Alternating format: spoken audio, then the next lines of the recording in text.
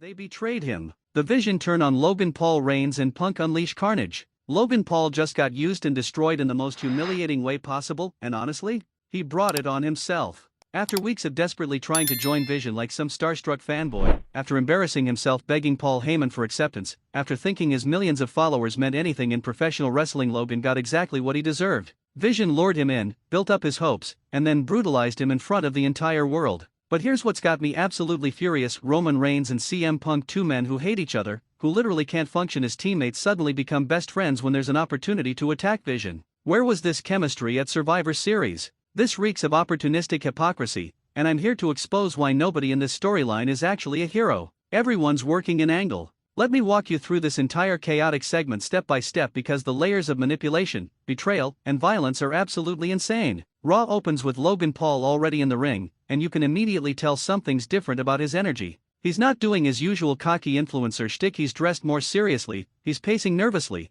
and he keeps checking the entrance ramp like he's expecting someone important. Logan grabs the microphone and starts his promo. For the past month, I've been in deep conversations with Paul Heyman and the members of Vision. I know what you all think, that I'm just the YouTube guy, just the celebrity who doesn't belong here. But I've proven myself. I've had incredible matches. I've put my body on the line. And tonight, Vision is going to make it official. I'm joining the most dominant faction in WWE history. The crowd's reaction is mixed. Some people are booing because they hate Logan, others are genuinely curious if this is actually happening. Logan continues, people doubted me when I first came to WWE. They said I was just here for attention, that I'd quit after one match. But I'm still here. And now I'm about to align myself with winners, with dominance, with the future. Drop in the comments right now. Before the betrayal happened, did you want Logan Paul in Vision, or were you hoping he'd get rejected? Be completely honest. Then Paul Heyman's music hits and the special counsel walks out with that signature unreadable expression. He's in his suit, phone in hand, looking like the most dangerous lawyer in professional wrestling.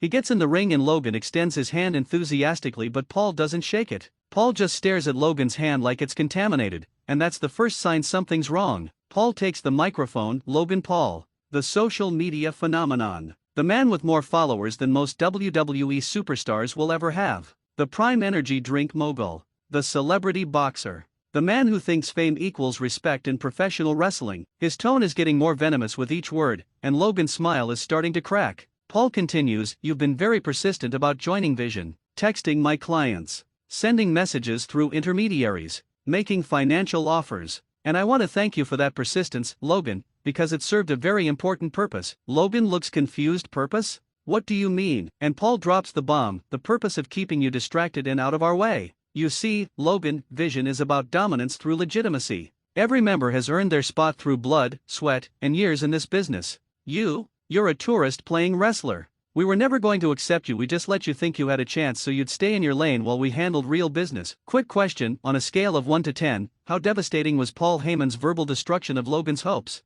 Rate the brutality. Logan's face goes from hopeful to shocked to humiliated in seconds. He stammers, Paul, you can't be serious. We had conversations. You said I was exactly what Vision needed. And Paul just laughs that cold, calculated Heyman cackle. Oh Logan, I say a lot of things. I'm a lawyer. Words are how I manipulate people. And you were so easy to manipulate. You wanted to believe you belonged so badly that you believed every word I fed you. The crowd is starting to boo Paul, but there's also this uncomfortable tension because everyone knows what's coming next. Logan tries to save face. You know what, Paul? I don't need Vision. I don't need any of you. I'm Logan Paul, I'm bigger than. But before he can finish, Vision's music hits. Brock Lesnar, Braun Breaker, Bronson Reed, Drew McIntyre, and Solo Sikoa walk out as a unified force. They're moving in sync, all business, looking like an execution squad. They slowly surround the ring from all sides, trapping Logan inside. Paul Heyman casually exits the ring, standing safely at ringside to watch what's about to happen. Logan realizes he's trapped.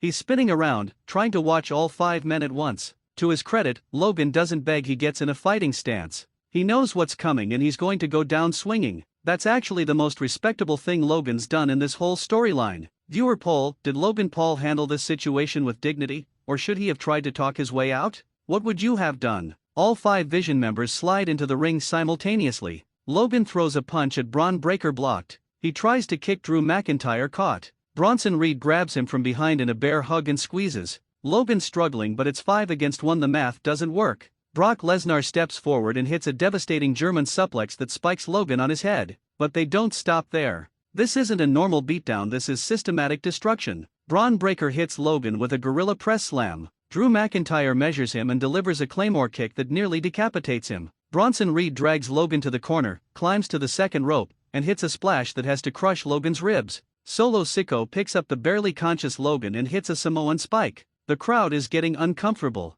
Some people are cheering because they don't like Logan, but even his haters are starting to realize this has gone too far. Logan is bleeding from his mouth. His eyes are glazed. Referees are trying to intervene and Vision is throwing them out of the ring like they're nothing. Paul Heyman is at ringside with a microphone providing commentary. This is what happens when you mistake celebrity for credibility. This is what happens when you think Instagram followers translate to wrestling respect. Watch closely, Logan, this is your education in professional wrestling. Vision sets up a table at ringside. They're not done. Brock and Braun lift Logan up together and powerbomb him through the table. The wood explodes and Logan is motionless in the wreckage. Medical staff is trying to get to him but Vision is blocking their path. Security is flooding the ringside area but Vision is fighting them off. Brutality meter, at what point does a wrestling beatdown become too real and uncomfortable to watch? Where's your line? The assault continues for what feels like forever, probably 3 full minutes of continuous violence. They throw Logan into the steel steps. Reed hits another tsunami splash on the outside. Drew delivers a second claymore. This isn't just beating someone up, this is trying to end someone's career. And then boom. Roman Reigns' music explodes through the arena. The place goes nuclear. Roman comes sprinting down the ramp with a purpose we haven't seen from him in months. He's not walking with his usual measured pace, he's in full sprint mode. And right behind him CM Punk, the best in the world, is charging to the ring alongside Roman Reigns. The crowd is losing their minds because these two hate each other. They couldn't coexist at Survivor Series. They literally blamed each other for their loss. But now they're running together to stop Vision's assault. Roman slides into the ring and immediately goes after Brock Lesnar. Superman punch. Another Superman punch. He's throwing hands with the Beast incarnate. Punk goes straight for Drew McIntyre. Roundhouse kicks. Knee strikes. The violence is explosive. Braun Breaker charges at Roman but Punk intercepts with a drop toe hold. Solo Sikoa tries to attack Punk from behind but Roman spears him out of nowhere. This isn't coordinated. Roman and Punk aren't working together smoothly, but they're both so angry at Vision that they're unconsciously covering each other. Trivia time: how many times have CM Punk and Roman Reigns successfully teamed together in WWE? Drop your answer if you know wrestling history. The fight spills to the outside. Roman and Brock are brawling through the crowd. Punk and Drew are fighting up the entrance ramp. Bronson Reed tries to tsunami splash Roman but Roman moves and Reed crashes through the announce table. Braun Breaker and Solo are double teaming Punk but Roman comes flying with a Superman punch to break it up. The chaos is absolute insanity. There are bodies everywhere. Referees can't control anything. Security is getting destroyed. Adam Pearce and other officials are running out trying to restore order. It takes literally 30 people to separate everyone. They're pulling Roman and Brock apart and both men are screaming at each other. Punk and Drew are being restrained and still trying to break free. When everything finally calms down, the visual is incredible. Logan Paul is being loaded onto a stretcher, clearly destroyed. Roman and Punk are standing on opposite sides of the ring, both breathing hard, looking at each other with this complex mixture of mutual respect and lingering distrust. Vision is being held back at the top of the ramp, all 5 members looking furious that their beatdown was interrupted. Paul Heyman has the last word. Roman, Punk, you just made the biggest mistake of your lives. You don't save people from Vision, you just delay the inevitable. And now you're both on our list. Now let's break down why this segment is controversial and why I'm calling out the hypocrisy. First, let's address Logan Paul. Logan spent weeks desperately trying to join Vision like some fanboy begging to sit at the cool kids table. He degraded himself, compromised his independence, and showed weakness by seeking validation from Paul Heyman. You want to be taken seriously as a wrestler? Earn it through matches and performances, don't try to buy your way into a faction. Comment debate: did Logan Paul deserve this beatdown for being desperate and naive, or was Vision's response unnecessarily brutal?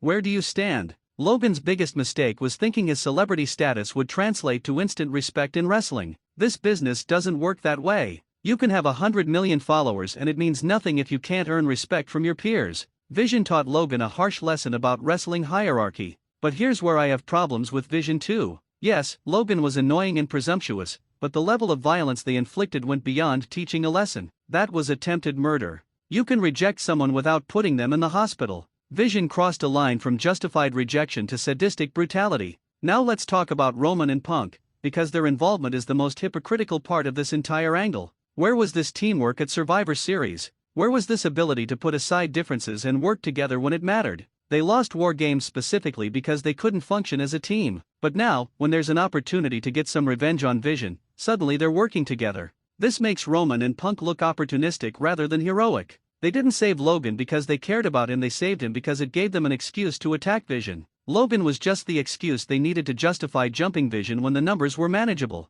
That's not heroism, that's strategy disguised as morality. Hot take question: are Roman and Punk actually heroes in this segment, or just opportunists using Logan's situation for their own revenge? Defend your position. Let's analyze the psychology of Roman and Punk's decision. Both men have fresh wounds from their Survivor Series loss. Both have been humiliated by Vision. Both want revenge but can't take Vision down individually. So when they see Vision distracted with Logan, it's the perfect opportunity to strike. The enemy of my enemy is my friend, at least temporarily. But this creates fascinating questions going forward. Are Roman and Punk now a team? Will they officially align against Vision? Or was this a one-time situation where their mutual hatred of Vision temporarily outweighed their hatred of each other? The storytelling possibilities are endless. Here's a controversial take: Vision was 100% right to reject Logan. Paul Heyman's logic is sound. Vision is about wrestlers who earned their spots through years of work. Logan is a celebrity outsider who thinks fame equals qualification. Every wrestling purist should agree with Vision's reasoning, even if their methods were extreme. The performances in this segment were outstanding. Logan Paul sold that beating like his life depended on it. Every strike looked devastating. His facial expressions went from confidence to confusion to terror to unconsciousness. That's range. Say what you want about Logan, but the man can sell. Brock Lesnar as the silent, methodical destroyer was chilling. He didn't need to talk, his actions spoke volumes. CM Punk bringing those stiff kicks and MMA-style strikes made everything look legitimate. Roman's intensity showed he's still got that main event fire. And Paul Heyman's commentary was the perfect soundtrack to violence. Performance rating: who had the best performance in this segment? Logan selling, Heyman talking, or Roman/Punk's rescue? Cast your vote. Now let's discuss the aftermath implications. Logan Paul is going to be injured 4 weeks or months in storyline. This gives him time to heal from any real bumps and build sympathy for his character. When Logan returns, he's got built-in revenge motivation against all 5 Vision members. That's 5 potential feuds ready to go. But here's a twist possibility that WWE should consider: what if Logan comes back blaming Roman and Punk? What if Logan is angry that they didn't save him sooner? What if Logan believes they only intervened to settle their own scores with Vision, not because they cared about him? That would keep Logan heel while giving him grievances against everyone. Roman Reigns gets a huge boost from this segment. He looks like a hero for the first time in years. The tribal chief saving someone from a brutal assault shows character growth. This could be the beginning of Roman's evolution from tyrannical leader to protective warrior. The crowd will respond positively to Roman acting heroically. CM Punk also benefits. He proved he'll fight for what's right, or at least against what's wrong. The best in the world standing up to bullies is classic Punk character work. This reminds fans why they loved Punk in the first place. He's the voice of the voiceless standing against injustice. Character evolution question: should Roman become a full babyface after this, or stay morally gray? What's more interesting for his character? Vision, despite being heels, gains more heat from this segment. They're now the group that everyone wants to see destroyed. They crossed the line from tough competitors to legitimate villains. Any babyface who opposes them will get automatic crowd support. That's perfect heel work. The match possibilities coming out of this are incredible. Logan Paul versus any Vision member in a revenge match. Roman and Punk versus Brock and Drew in a tag team match. A massive elimination chamber match where multiple opponents try to take down Vision. WWE has months of content from this one angle. Let's address the meta commentary this segment provides about celebrity wrestlers. Logan Paul represents all celebrity crossover stars: Bad Bunny, Logan's brother Jake Paul, potentially any influencer WWE brings in. Vision rejecting Logan is WWE acknowledging the tension between traditional wrestlers and celebrity outsiders. This storyline gives voice to real locker room frustrations. But WWE is also saying that rejection doesn't have to mean violence. Vision went too far. The segment walks a tightrope between validating wrestling purists and condemning excessive gatekeeping. That's sophisticated storytelling that respects multiple perspectives. If Vision's brutal betrayal of Logan Paul and the Roman/Punk rescue left you with questions, smash that like button. Subscribe to Wrestling Newsletter because this storyline is exploding in multiple directions and we're analyzing every angle. I need you in the comments. Did Logan deserve this treatment? Are Roman and Punk heroes or opportunists? Was Vision justified in their rejection? Let's get 8,000 comments debating because this is the most layered storyline of the year. Share this everywhere because WWE just created a segment that works on multiple levels: betrayal, revenge, unlikely alliances, and the celebrity versus wrestler debate. Until next time, remember, in WWE, trust is a weapon, celebrity is not credibility, and sometimes your enemies become your saviors. Let's go.